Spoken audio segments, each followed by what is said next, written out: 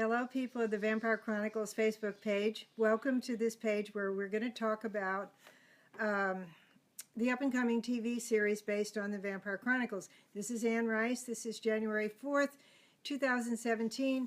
We're going to answer as many questions as we can from you guys. Start posting them now, and we'll get to them as best we can. And we're delighted to be with you. And I want to thank all of you who have logged on to this page and liked it and shown an interest in the series and want to talk about the series because we're very excited about the Vampire Chronicles television series. Very excited about it. Let me throw out a question to all of you who want to see the series a reality. What do you think the name of it should be?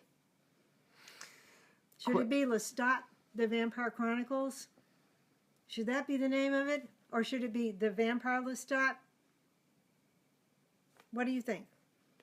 What do you think about that? Well, the answers are coming, and as they do, let me ask another question that we've just had numerous questions flooding this page so far. So, let's see.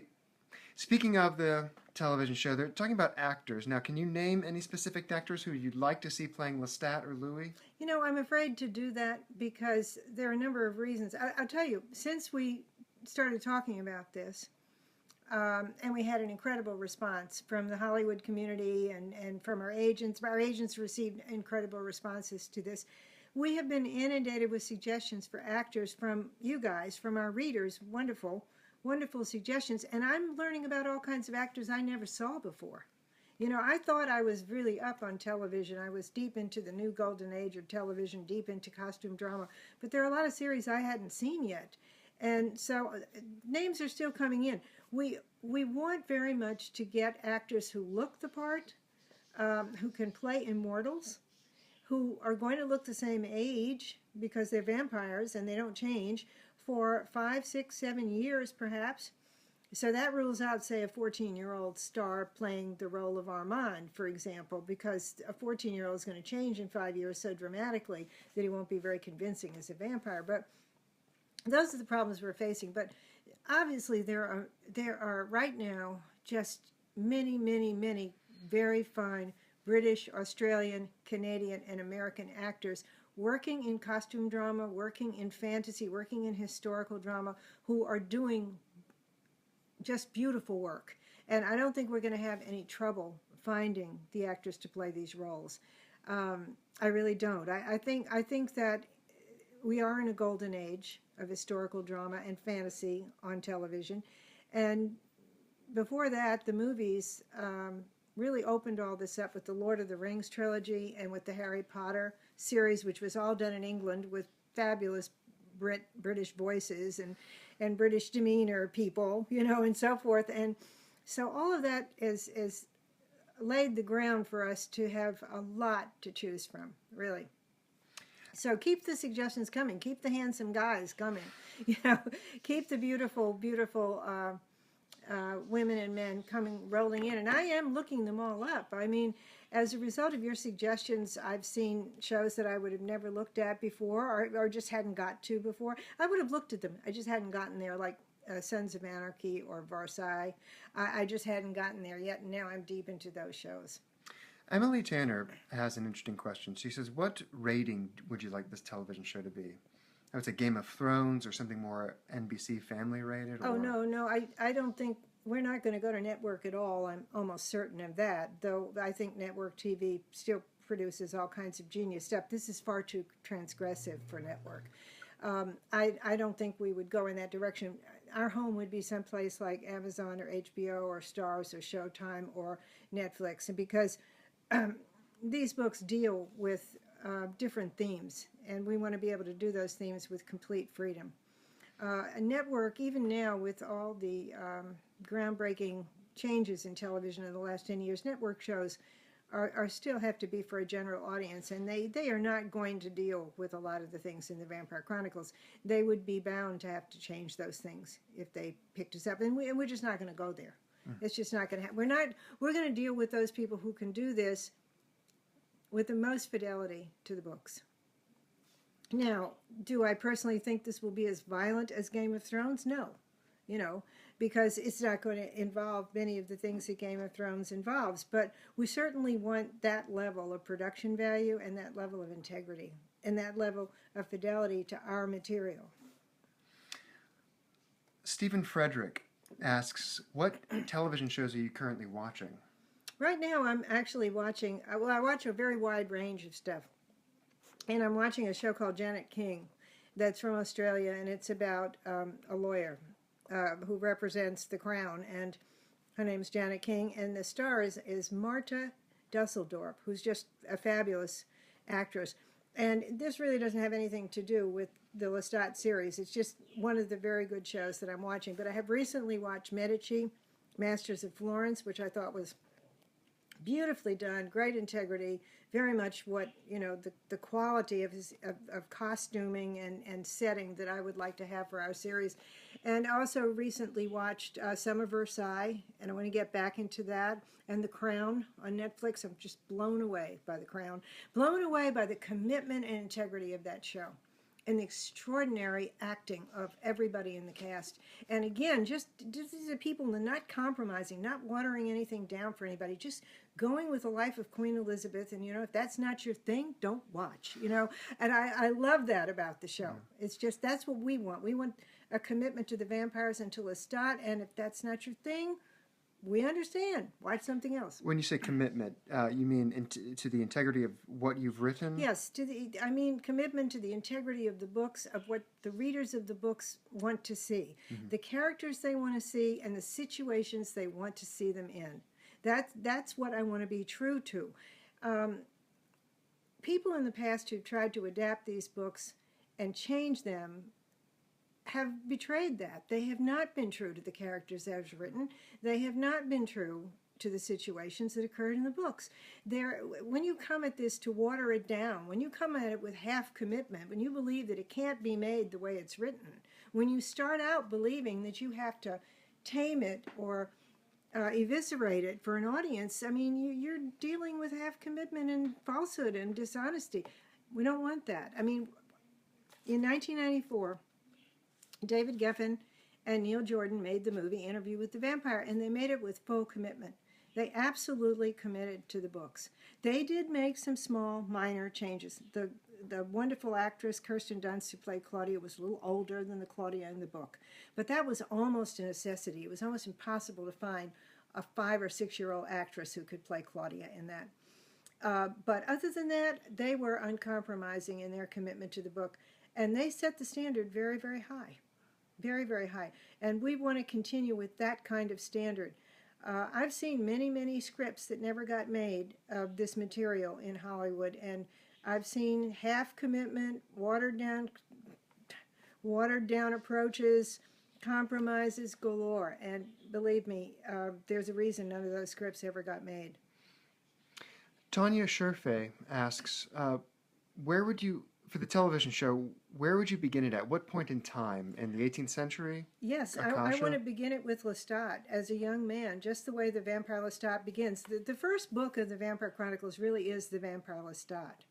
The story of Louis in New Orleans, that takes place later in Lestat's life. The Vampire Lestat is a prequel to that, to Interview with the Vampire. And I want to begin it with Lestat as a young man, desperate to get out of Auvergne, desperate to get out of his father's castle, to get away from the poverty, the filth, the frustration, the ignorance, dying to go to Paris to become a young actor on the boulevards, not caring at all about his being the Marquis' son or being a disgraced aristocrat, couldn't care less, just wanting so badly to be an actor, to create, to be in the capital. And then he gets there, and as we all know, he gets snatched right out of mortal life and made a vampire by a dark, mysterious personality named Magnus. And I want to begin right there and follow the adventures of Lestat through the Chronicles. We will get to the story of Interview with the Vampire in maybe the 3rd season. Maybe the 2nd. It would depend on how many episodes we do. If we do 10, 13, 15, 16, 17 episodes, we may get to it in the 2nd season. Do you plan to do each Vampire Chronicle book as a season, or will you just divide up the books as different seasons? No, we won't stick with that model because the books vary tremendously in how much incident and dramatic material they have. Like the Vampire Lestat itself, I would say, has to be well, wait a minute now. Wait a minute. I'm not entirely sure. I don't know. Well, again, we're going to see how long it goes, but it could be 2 seasons. It could, the first season, if it's say 10 episodes, could cover Lestat, his battles with Armand and the Children of Satan and the formation of the Theater of the Vampires. And the first season could end with his going off to search for Marius, and the second season could be all concerned with what Marius tells him and the stories and what happens and going into Interview with the Vampire. I don't know, but that's not. It won't be modeled on books because the books themselves are different in so many ways.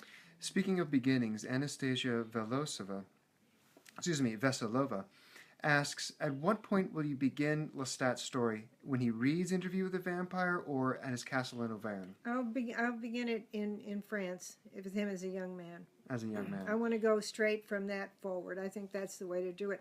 You know, the Chronicles evolved over 40 years. And I didn't plan them as a series, and I certainly didn't have any idea what was going to be written in a book like The Vampire Armand when I was writing Interview with the Vampire. And as I look back on it now, as I study it, as I gather it all together, it's clear that it's Lestat's story.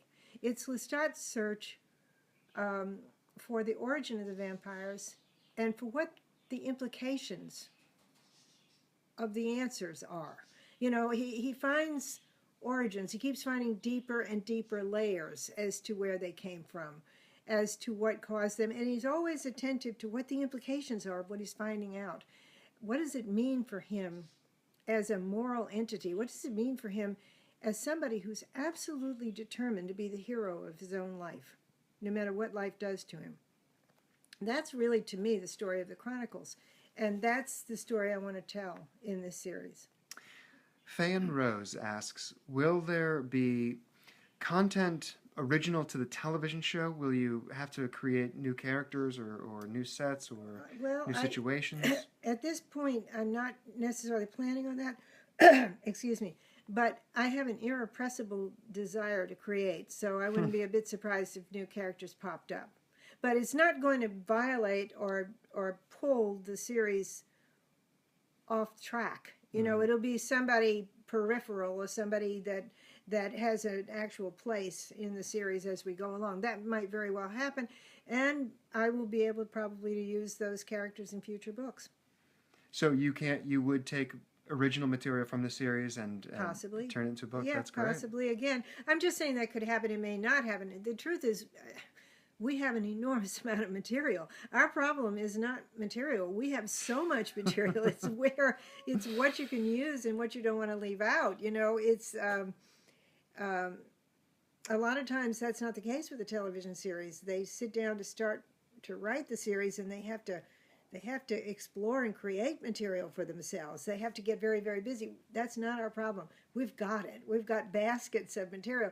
I mean, just Lestat's life in Paris when the satanic vampires underlay his innocence, when they start attacking him, that's a whole story of how he's going to defeat them. His battle with Armand. Armand's the first real antagonist that he encounters, and he's got to defeat Armand in a way.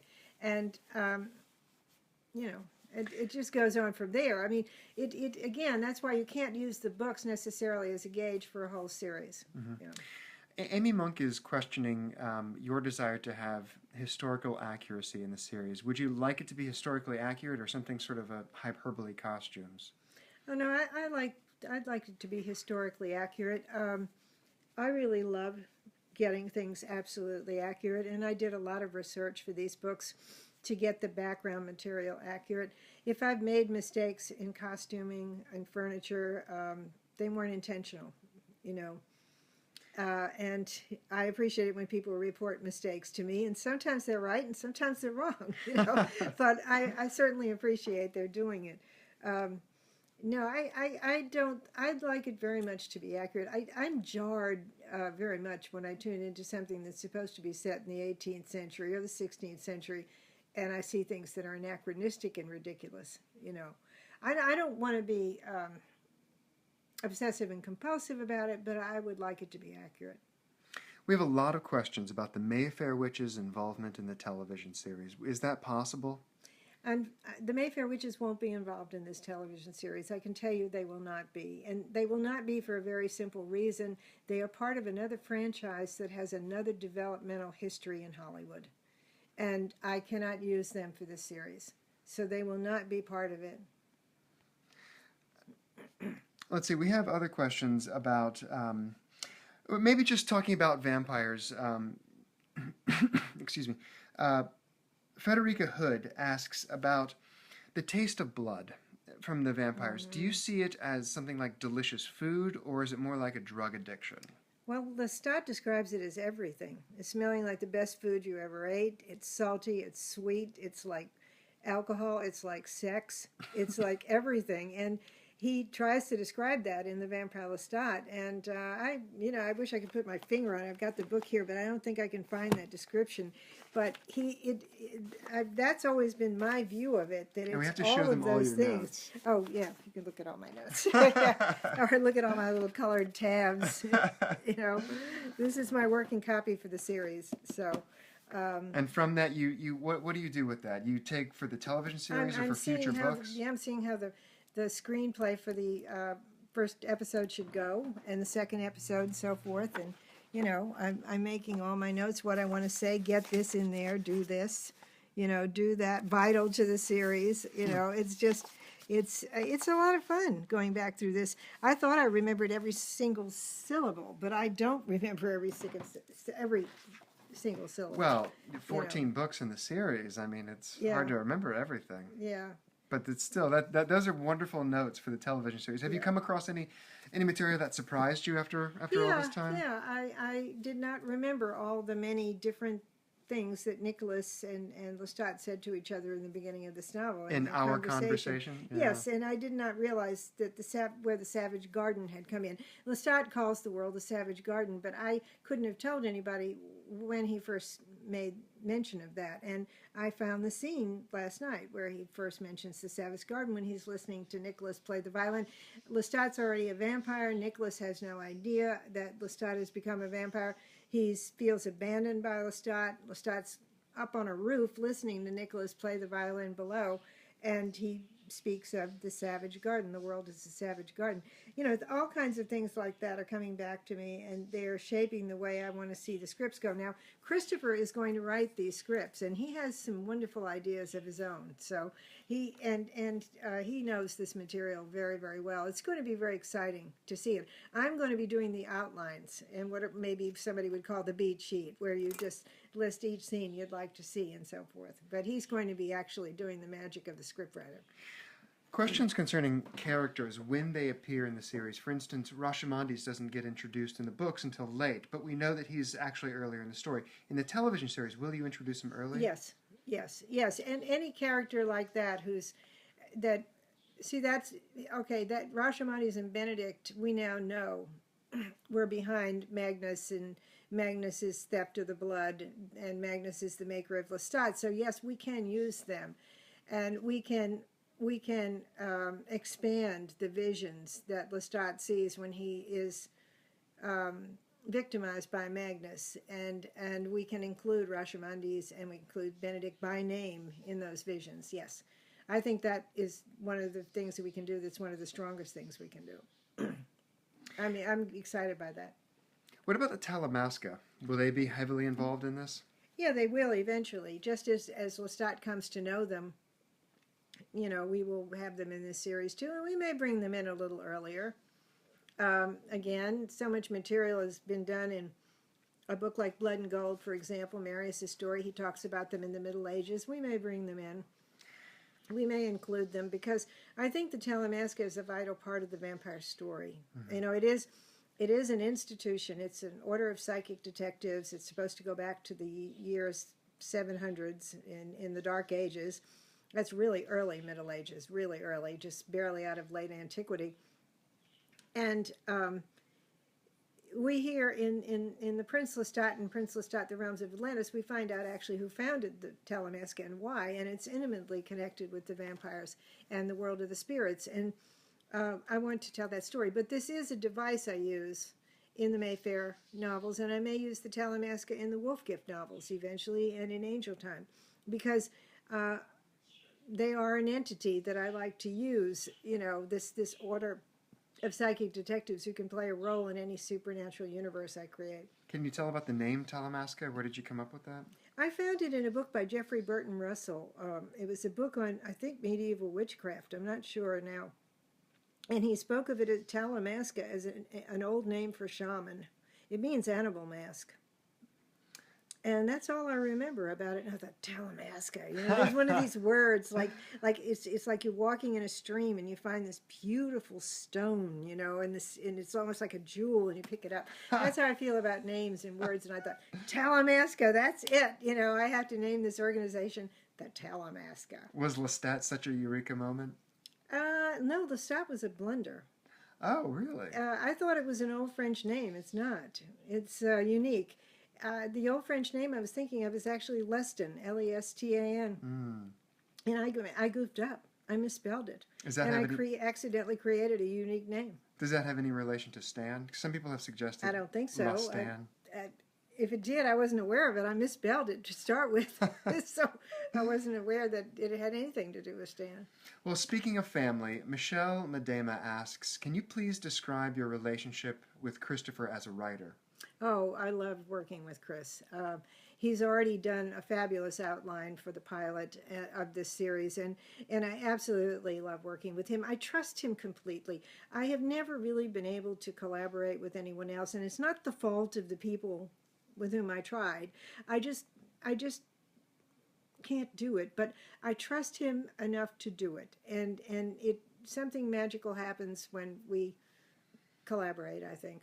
And there's another project out there that I can't talk about yet. It's nothing to do with the vampires, but anyway, I'm not at liberty to mention what it is, but it's out there, and we'll be announcing it at some point. Excellent. Well, we're all looking forward to that announcement. Morgan Hausman asks, for the television series, is there any particular moment from your book that you're looking forward to seeing on the screen? Oh boy, there's so many. There's so many.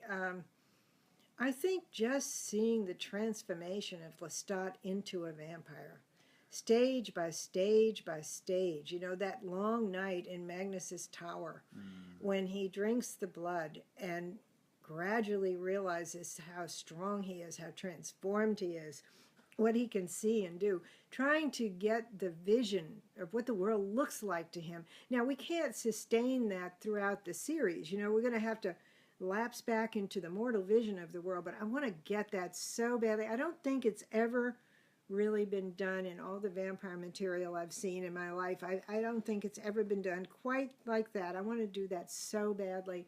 But there are so many other. The scene where he makes his mother, Gabrielle, a vampire, where she goes from being wasted and old and sick and on the edge of death to this beautifully restored woman in her prime, you know, eternally young. I remember Julia Phillips. Julia was a Hollywood producer that I deeply loved. She was the first woman ever to win for Best Picture in Hollywood, and she wrote a wonderful book called You'll Never Eat Lunch in This Town Again about her life in Hollywood. But she was one of the producers who wanted very badly to make the vampires into a movie, and I remember her talking about how we should get a young actress for that, because we could easily make her old for Gabrielle, and then what a joy it would be to see that the ravages of sickness and death and age just fall away from her. Do you see it as a quick transition, like the way Neil Jordan portrayed Claudia's transformation in Interview with the Vampire movie? A little bit slower, but very near that. He did an interesting thing with Claudia's hair. He made the hair into a metaphor for the whole transformation, and I thought it worked. It's one of the most stunning scenes that I've ever seen in the movie. He did a beautiful job. Neil Jordan is a genius director. I think his series, The Borgias, is some of the finest television I've ever seen. It was just incredible. I have nothing but total admiration for Neil Jordan. Well, we're running out of time. So why don't we do one more question? Okay, are we going to stop at 3 o'clock? Do you want to stop at 3? Yeah, we can Yeah, do we can do a can couple stop more at 3 questions o'clock. then. Yeah. Perfect. All right. So a lot of people are asking about the Mayfair witches. Will Louis' story be told? Cassandra Key asks that question. Oh, absolutely. We'll get to it like in season 3 or maybe season 2. We'll definitely get to it. But right now, I think it's going to be from Lestat's point of view. See, the tragedy is Lestat can't tell Louis and Claudia all he knows. He's promised Marius never to tell anybody anything, and he's under this oath. And so he makes the disastrous error of trying to just field their questions. He does what 1,000 mortals have done with their children. Instead of answering, frankly about the meaning of life and sex and life and death and good and evil, he tries to give them answers he thinks will help them just survive. And he makes a disastrous mistake. So we'll see more of that. But we really will see Louis, I think, through Lestat's eyes, and I hope in a wonderful way, and Claudia too. A lot of people are asking this one question, and Melissa Morales is summing it up. Is when will the show start, and when can we hope to see it? In the next couple of years, in the next year? I would hope it would go into production before the end of this year. I mean, we are really moving rapidly on the creative side, and if we can get a production entity involved with us and get this together, I hope we can start production. Now, would that mean 2018 it would come out? Possibly so. But we will have scripts for this very soon. And as I said, we've had an enormous amount of interest. Really, really wonderful interest. I'm not going to go into details about it because it wouldn't be fair to the people involved. Their confidentiality should be respected. But it's a lot of interest, and it's from good people. And I think we'll find a home for this where we can get the production values we want and the commitment to the material. Just scrolling through questions real quick, and a lot of people are asking just about the production of the series and about Tarkman Blackwood. I've seen several questions here about Tarkman Blackwood. Is he gone? Is he dead? Will he ever come back? We might include Tarkman Blackwood. It's not certain that he's dead. It's not certain. I mean, some of the things that people say in the books, they're not certain. Like Arion tells Lestat in Realms of Atlantis that he thinks Mona Mayfair is dead and he thinks Tarquin is dead, but he doesn't know for sure. It's the same with Memnoch.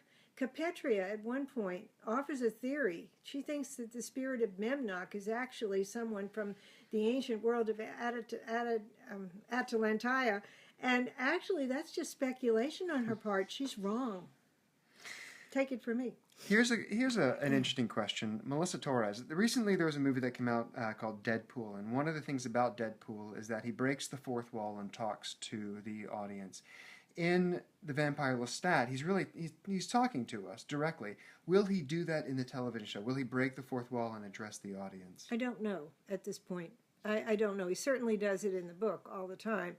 I don't know if I want to go that route. I just don't know. Once you make a commitment to breaking the fourth wall, and once you have your character turn right to the camera and talk, you can have a huge amount of power, but then you're locked into that. And there's something to be said for the more traditional way of following his emotions and his frustration right over his shoulder, Lisa Stanko says Cate Blanchett would be wonderful as Gabrielle. What do you think about that? I think that's a lovely idea. Yeah, I think that's great. I give total admiration for Cate Blanchett. I thought she was fabulous as Queen Elizabeth, and in everything she's ever done. Particularly liked her in a movie called The Gift. Yes, in The Gift. That was beautiful. Mm-hmm. Yeah. Daisy Darcy asks, if you had the chance to turn into a vampire, would you? Yes, I would. I Why? couldn't resist What's the appeal? I couldn't resist being immortal. I don't want to die. I'm 75. I mean, of course I would do it. Yeah.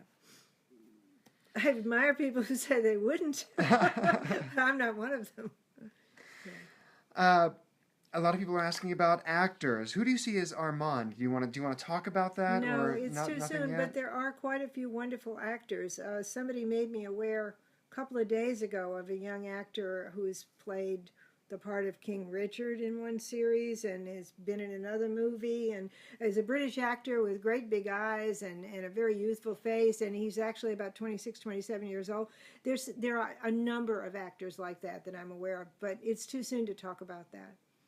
You know, when we go to the table to meet with the people in Hollywood, we'll have lists of those people to talk about, and we have excellent agents. And I'm hoping we'll be armed with a lot of choices. One thing you can be sure of, we will be true to the characters.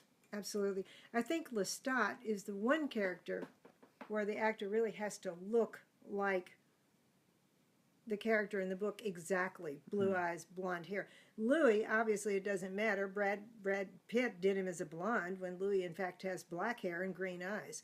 So apparently a very beautiful guy can play Louis who's maybe not entirely looking exactly like Louis. Armand, I don't know how important the auburn hair is to the fans or the readers. I prefer to call them the readers. But I do know they care very much that Armand looked young. He was made a vampire when he was 17 at the latest, and really looks more like 14 or 15, according to Lestat. And we do want somebody like that. But that's going to have to be an actor of 26 or 27, because you can't cast, as I've mentioned before, you can't cast a 14-year-old in that role. He'll change too much between seasons. You'll have somebody who looks radically different by the end of the series, and vampires don't change. Yeah. Now, with Claudia, that's not a concern because she's only in one episodic block of the series. Yeah. Well, we're at 3 o'clock and it's time. And was there any final thing that you would like to say to the Vampire Chronicles page about the television series? I want to thank everybody. I want to thank you for offering pictures of actors. And the more you do this, the better it is and the more I enjoy it. And be assured that everything you're saying is being read by me and being saved on this page. We have it all. And we care very much about what you want. We are living in the age where Hollywood has had to realize that this is the age of the nerd, the fan, the geek, Comic-Con, the reader. They are no longer talking down to and pushing aside the readers of fantasy book series and historical series. They are taking us seriously, and I include myself now as a reader in this. And what caused this to happen? It was the great success of Lord of the Rings, the great success of Harry Potter, the great success of Game of Thrones. So they take the reader very seriously, and they should, and I have always taken you seriously. And I want you to be really happy with this series. Keep giving me your thoughts on it, your suggestions, and keep bringing the names of actors. When you bring an actor to the page, if you can bring an image and bring a link to something he's done, that helps me. Otherwise, I go right away and look him up. But I can do that. I do it all the time. And just keep it coming and know that you are appreciated and that I wouldn't be who I am if it wasn't for you. You bought my books and you made Queen of the Damned a bestseller, the #1 bestseller in the country before any movie was made based on my work. Any movie. There was no movie. There was no movie at all.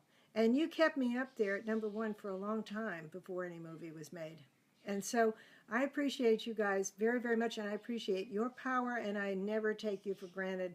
I love you, and thank you very much for tuning in.